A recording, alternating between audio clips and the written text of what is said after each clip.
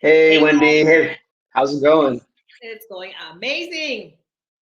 How are you doing? And I'm doing all right. I'm doing all right. Let's welcome everybody to our, I guess since this is our first episode of The Things They Don't Teach Us. Yay! Welcome, everybody. And we're going to start off our conversations because this is a podcast series about all the different types of things they don't teach us. Yes. We have a variety of guests who are coming on, and we're going to take some tidbits of life and sort of blow them up, and really discuss and discover some different things that we may not have been taught, but that would be useful to know. So today, Wendy, you want to say what we're starting off with? We're starting off with solo travel. Derek and I have been, I wouldn't say lifelong friends because I'm not that old, but we've been a decent amount of time friends, and we both have traveled together as well as individually. And as a woman of color and a people of color, we've faced sort of the challenges, the pitfalls, the opportunities of traveling. Because sometimes being black can get you into places. Just saying. Into places and Yeah. Because you go maybe to, not into some other places. oh yeah, but you go to certain countries and they don't have a high. I mean, to say that most major cities, not everywhere, but most major cities in the world have not seen a black person is kind of like wrong and weird because some of them you have TV, so most people have seen a person of color in some level in the major cities at least, but maybe not. They don't have a lot of opportunity to interact one on one, like in Poland, in Warsaw. It's not a lot of black people.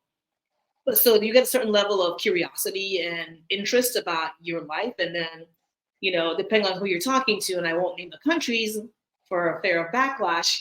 Those countries that love to debate everything, they'll go on and on about how the racism system is in the United States and the rest of the world, and then you have to check them and ask them about their own racism system. Because to them, because we're all white, we don't have racism. Yes, you do. So Yeah, yeah. I find that so interesting. So, being someone who travels frequently to Spain and is spending a lot of time in Barcelona specifically, it's interesting because the people that I meet, it's primarily Europeans, of Mhm. course, who I'm meeting here, not just the Spaniards, not just the Catalans, but Europeans generally. Every so often they'll make, comments, in particular the British, and I'll sort of say, well, what about this? Mhm. And the Europeans will say, because it's not just the British, but the Europeans generally will say, oh, but it's worse in America. And I'm like, Mm. are you sure about that? Are you Mhm. sure? Like, have you Mhm. seen how the Algerians and the Moroccans are treated in the Mediterranean countries? Or have you seen Yes. how some of the Afghani and Syrians are treated in some of the other countries in the north? Every country has something. Even the Irish in Yes. the UK get a certain level of discrimination that they will self-report all the time, and that's not always the belief. So it's just interesting. And then I think what also surprises a lot of Europeans, at least while I'll speak about Spain specifically, is that when I tell them that amongst Black Americans, Spain has a reputation for being racist, they're Yes. shocked. They're absolutely Yes. shocked. Yes. And I kind of understand both sides because coming from African America, like I get it. Like I hear these things all the time.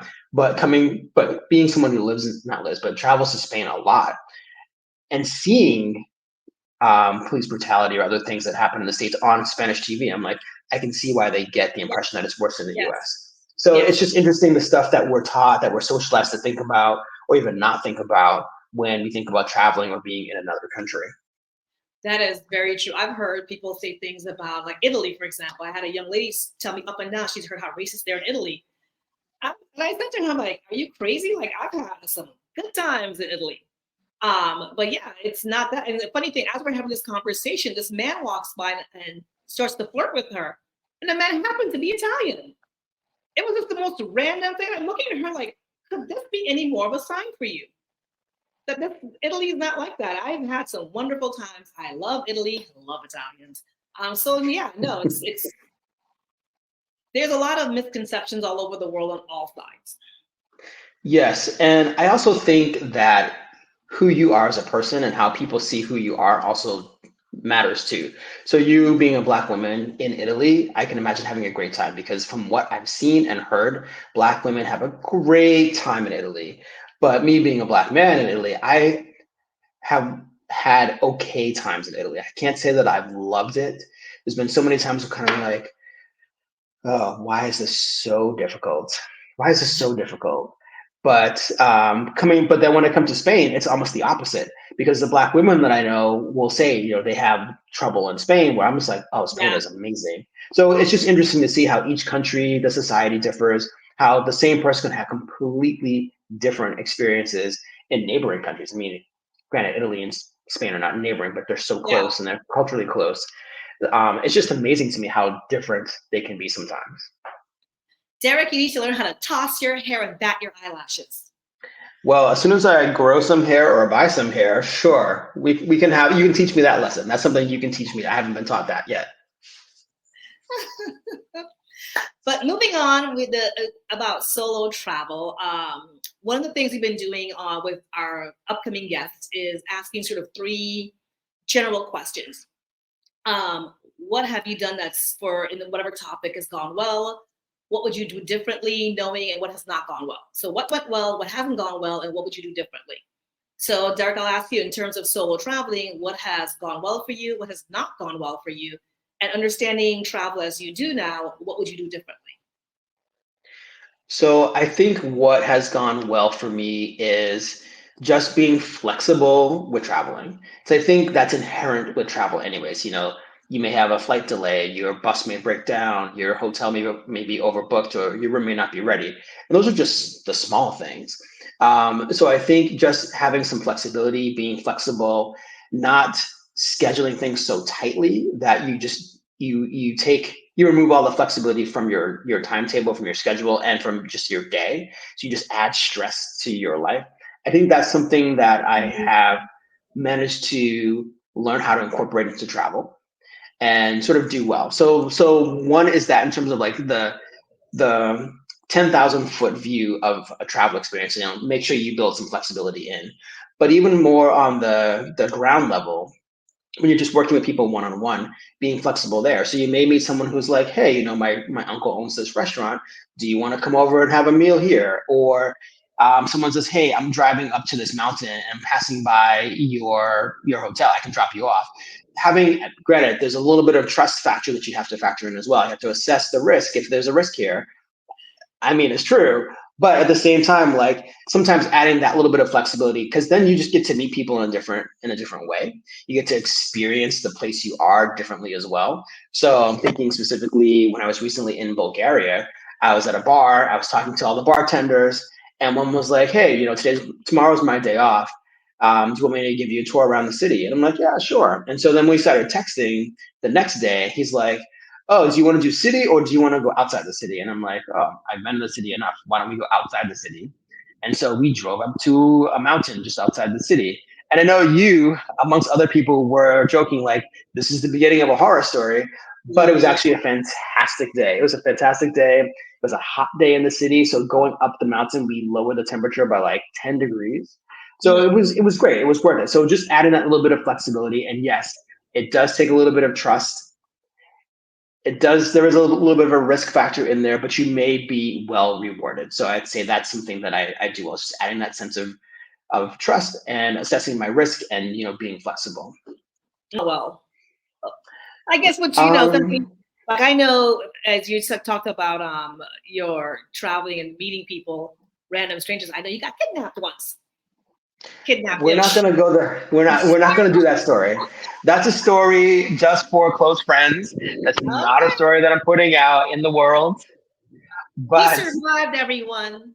yes, I'm still here. I am not the ghost. I am not the hologram. I'm not like Tupac, but the hologram in the Vegas show.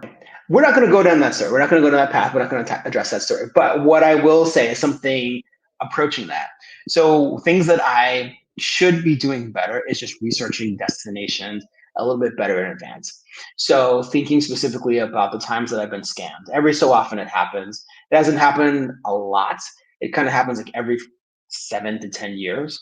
And the most recent one was just this summer when I arrived at an airport and I didn't research to see how much it would cost to take a taxi from the airport to this destination outside the city. Yeah. But it was an early morning flight. I was really tired. I really wanted to get to my destination. And the cabbie was like, yeah, it's going to cost you X amount of euros. And it sounded really, really expensive. But I was like, it's early. I'm tired. I just want to get there. And so I was like, I'll pay it. And I felt on the ride there, I'm like, it's not that far. It shouldn't cost that much. And when I researched it for the ride back, I was like, yeah, it doesn't cost that much. And so I didn't take a cab back. I took an Uber. So those are things that I could be and should be doing better. Yes. All right. So what about you? How would you respond to your own questions? What has gone well for me is using sort of apps to meet people. There are a lot of, again, I don't want to go into naming names, but there are a lot of apps that are not dating apps, but like international expat type of things. Because you think when you're traveling, it's for an expat. I don't live there, so I'm not considered an expat. I'm only going to be here for like 7 to 10 days. But you could still go to events that a lot of them have like local events, and you can still go there. It's a way to meet people. It's a way to do things that you normally would not do.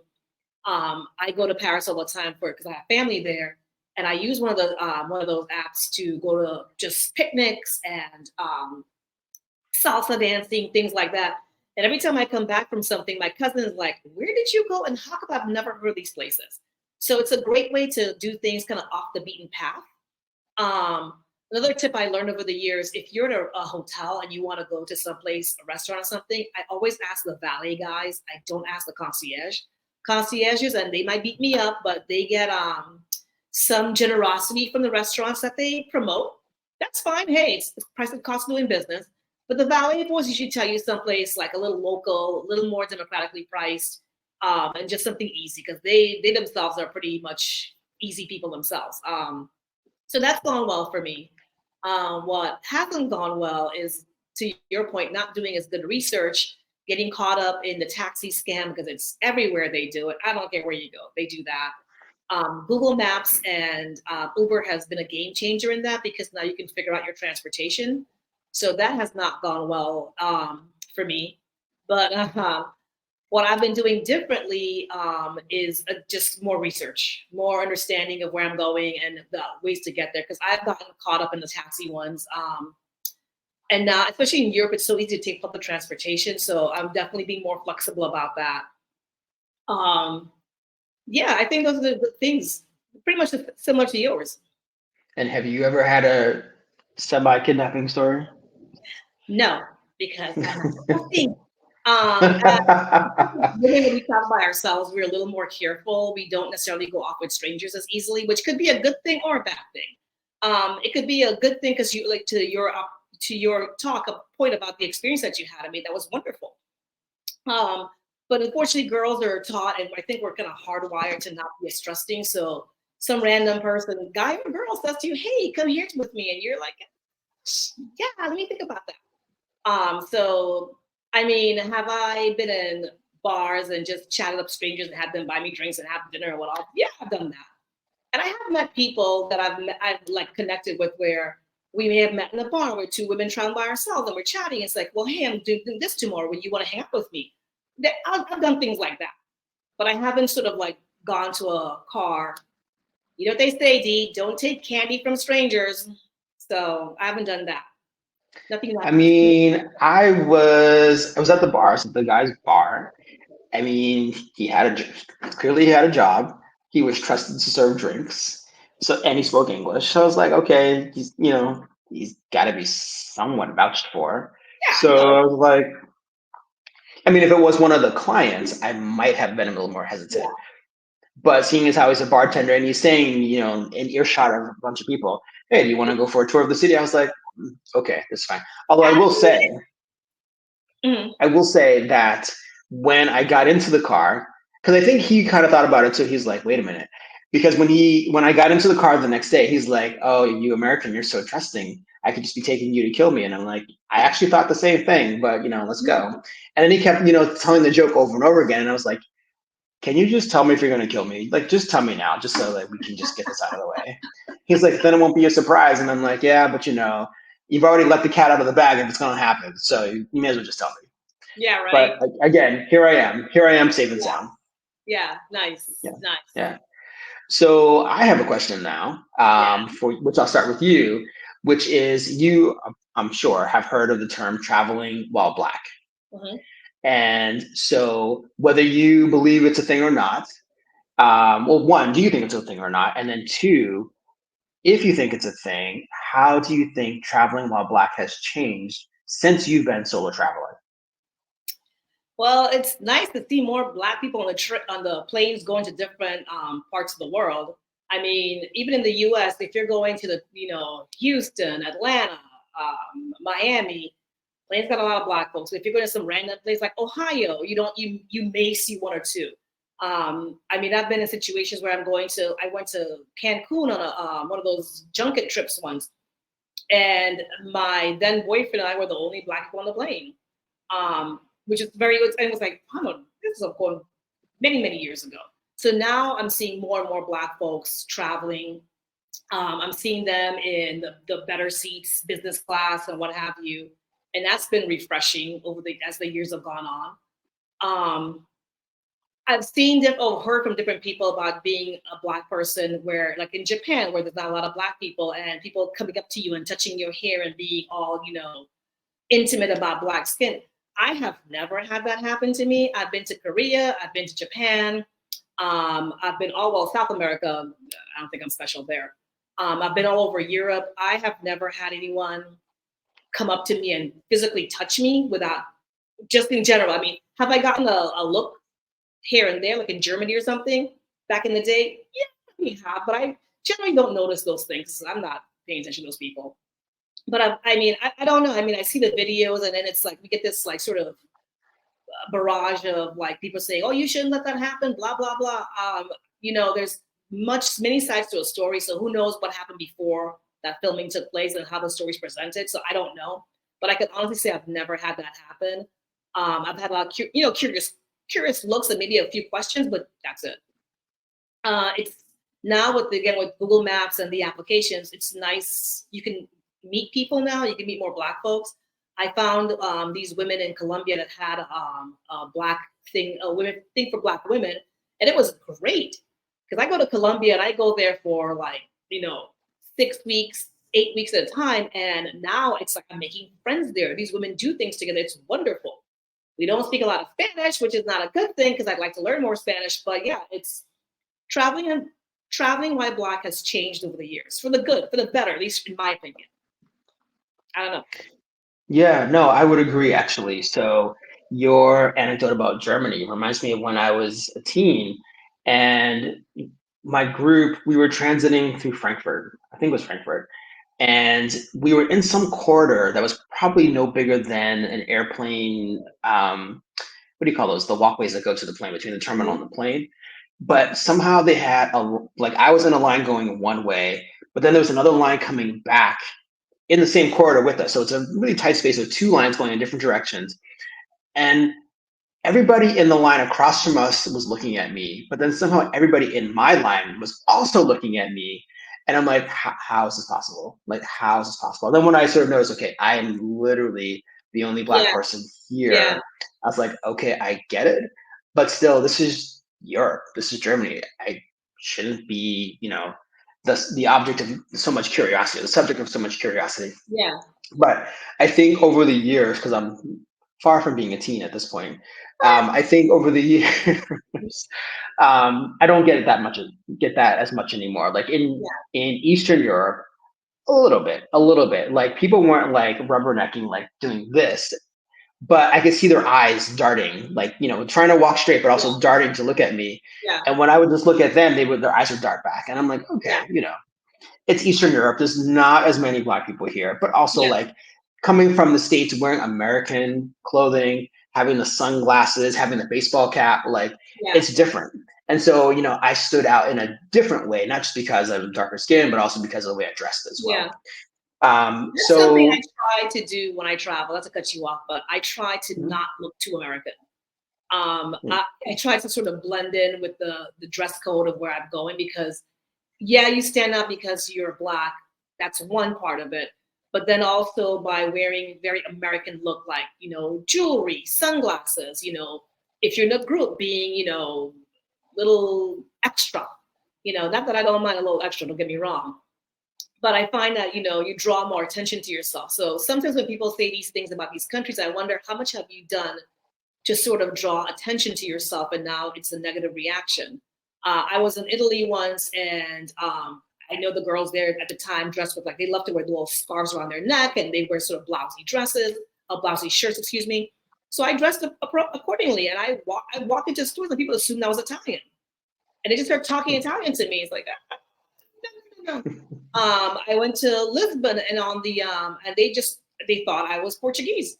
Again, I made sure I dressed according to how the country that I'm going to. So I wasn't wearing, a lot of like things with name brands in terms of like, sports apparel. But so I try to keep it a little more subdued. And again, they love their scarves. They love very simple dressing. And I try to do that. And I find that when you do that, people just assume that you're either from that country, or you won't be in your face. They won't like, they're not looking at you like that, because to them, you're like, oh, she's one of us, or she might be one of us. So I haven't had that problem, but I think a lot of times people, when they go places, they don't think of that, and they just stand out, and then they get a negative reaction, and they get a little upset about it. Because why are you looking at me? It creates that sort of thing. I know in the Caribbean, which is where I'm from, we'd have this joke about white sneaker tourists, because you get these tourists that come on these cruise ships. They're, I mean, I get it. You're prepared for a year to go on this exotic vacation to the Caribbean islands. So you run off to whatever store and you buy your vacation clothes. And generally it's a very bright white pair of sneakers. That makes you stand out like nobody's business. That's interesting. I had never heard of that before, but it makes sense. Because now when I think about people that I've seen who I know are tourists, because I just happen to be in the tourist area, and I look, they all have those bright white sneakers. And I'm like, that's a thing. That's a real thing. But I was also thinking, just going back to the more specific piece about how traveling while Black has changed. I think hip hop has really made a difference. Because part of the reason I don't think so much about, not wearing like baseball cap or not wearing certain things is because so many other places now wear the same thing. Like when I was in Sofia, Bulgaria recently, even in Barcelona, Spain, or in London even, so many people have Celtics jerseys or Yankees caps or Lakers jerseys. I mean, there's so many like basketball or sometimes baseball, sometimes football, American football, sports apparel on. And I don't rep any team. Like everybody knows, like I'll rep Boston if I need to, because that's my hometown, but I won't rep it in my clothes. But I just see so many sports teams on people who have never been to the States, or maybe they've been. And that's what's interesting. They've never been to the States. But getting back to hip hop, so just that whole sense of like, you sort of mentioned it earlier. You sort of alluded to it earlier around like folks in these countries have seen Black people on TV. They also see them in music. They see them in music videos. They hear them in the music. And whether I was in Thailand or in Bulgaria or in Spain or in England, I hear hip hop everywhere. And sometimes it's the local version. Sometimes it's direct from the US. In the case of Spain, it could be reggaeton because it's coming from the Caribbean or from South America. But there's some element of hip hop that sort of is infused globally. And I think that's really changed things because now people are kind of like, they also have because through hip hop, they have an awareness of systems of oppression, and they have awareness of what Black Americans generally, not specifically, but generally kind of go through or have gone through the music. And so when they are talking to me, they're talking to me with a sense of awareness that I don't think I had either noticed or had heard of 10 or even 20 years before. So just that sense of awareness. And people in certain countries will be like, oh, your struggles are our struggles. And so the conversations are different. The conversations are a lot more all-encompassing and engaging in a different way. But then also when it comes to the music itself, like I was in Bulgaria and I heard Erykah Badu all over the place. I was somewhere else and I heard Missy Elliott. And I think what has also changed is like who the Black quote unquote pop stars are now. So back when I was first traveling, it was either Prince or Michael Jackson in terms of Black Yeah. Americans. Now it's Beyonce. Sometimes a little bit of Mhm. Rihanna, but now it's mostly Beyonce. And I just hear people in all kinds of countries saying, "Oh yeah, well, when Beyonce was here, or I'm going to go to the Beyonce concert. Did you get your Yeah. Beyonce tickets, or Yeah. have you heard Beyonce?" And it's just interesting to hear Yeah. because I don't think we're taught in the States to realize the degree of which hip hop, R&B, Black culture, generally Black American culture, has really influenced the ways in which we're seen and heard and understood around the world. I was to touch on that. I was in Antibes in the south of France recently, and I'm sitting in a taco place, Mexican taco place in the south of France, listening to Eazy-E. I hadn't heard that song, "You Know What" to the Police in forever. Hmm. Even sitting in my apartment with the windows open, I could hear people going up and down the street. They love them some 80s and 90s music up there. I went to an 80s and 90s party in Paris. It was funny because no one there, including the DJs, were born in the 90s or 80s, and the DJs Mm. were from Japan. Hmm. The DJs were from Japan. The kids were from everywhere in the crowd, and no one was born in the 90s or 80s. They were all born in the 2000s. My cousins I look at think me like, "Why are we here? We're their grandparents." I came for the music. And we stayed for a little bit. The music was actually pretty good. It was nice to hear the music, but then it's like, yeah, I gotta go. Sometimes they don't even know what it means, but they know the words. Mhm. And Which I is think that what also just goes.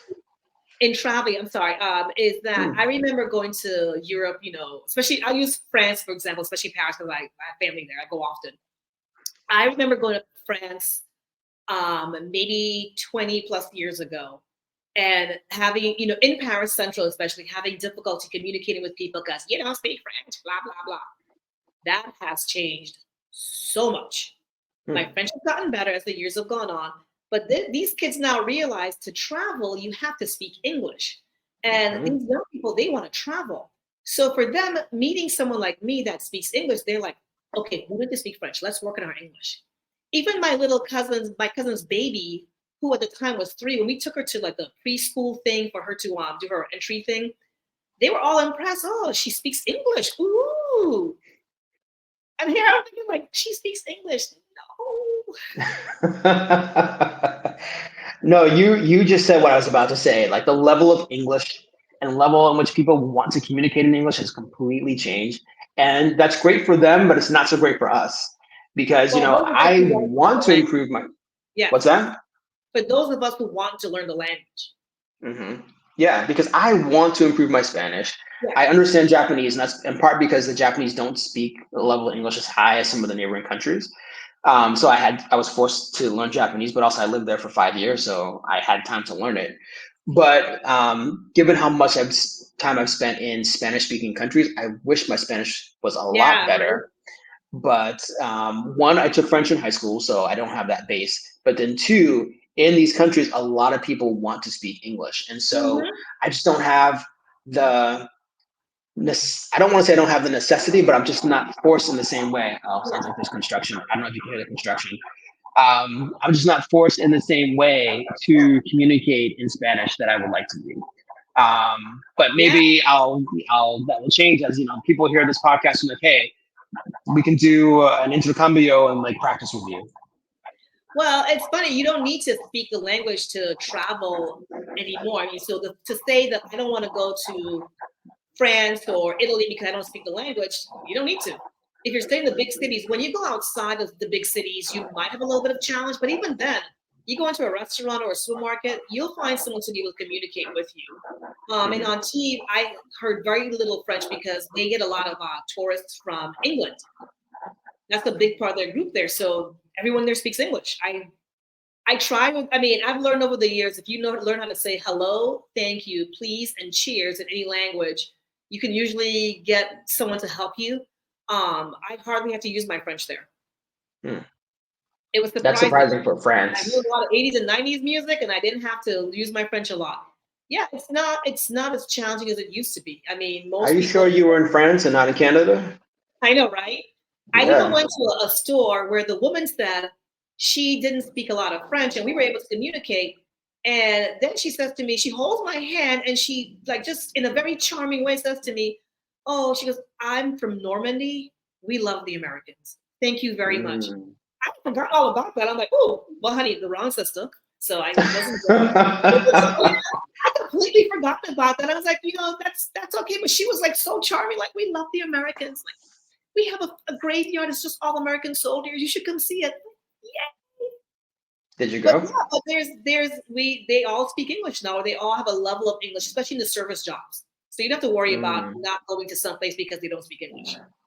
Right. But also don't let that be your crutch either. Try like either whether it's those 4 words or a little bit more, definitely try because at the same time, the people who may not speak English as well, or even people who do speak English well, really appreciate the fact that you give it Oh a yeah. try, that you try the local language. And when they see that you're struggling, they will more than gladly switch to the local language, to English. And then maybe they'll take you on that tour up the mountain like I got. Or And I you do will what I do. say, what's What I that? go, Chérie, s'il vous plaît. Corazón, por favor. Yeah, I don't know if that's going to work for me, especially since I can't flip my hair about my eyelashes the way you had instructed earlier. Yes, ma'am. Um, but I will say one thing I will teach everybody here is how to say hello in Bulgarian, which is zdravete. Wow. Zdravete. Yes, I know it's a very long word for hello, but it's interesting, and I'll just close here. So when I was leaving Bulgaria, I was going through, customs and immigration, and I said "Zdravейте" to the border police, and I give him my passport. He's flipping through and he's saying something, then he says "Da da da da da Zdravейте," and I'm like, "Oh, sorry, I don't understand." He's like, "Is that the only word you know how to say? Is Zdravейте?" I was like, "Yes." He's like, "Okay, fine. See you later." I was like, "Oh, okay." So it opens doors and it also has it slam right behind you on the way out. Yay. Yeah. But we're at the close of our first podcast, our first episode. Yay. Do you have any closing words you want to share with folks? Well, this is our entree into this. So I'm hoping it resonates with some people. And if you have questions, comments, thoughts, or feedback, and try to be positive, people. We're too old for negativity. Please leave a comment. No, it's true. I mean, some people sit behind their computers just to say bad things. Like, come on, man, be happy. If you can't say something nice, say nothing. But we hope you say something because we would love some feedback. We'd love some questions. Anything that we can answer, we'd be happy to. And again, thank you for joining us for episode 1, and we hope you'll join us for future ones as well. Bye. Is that good? All right. Made out music.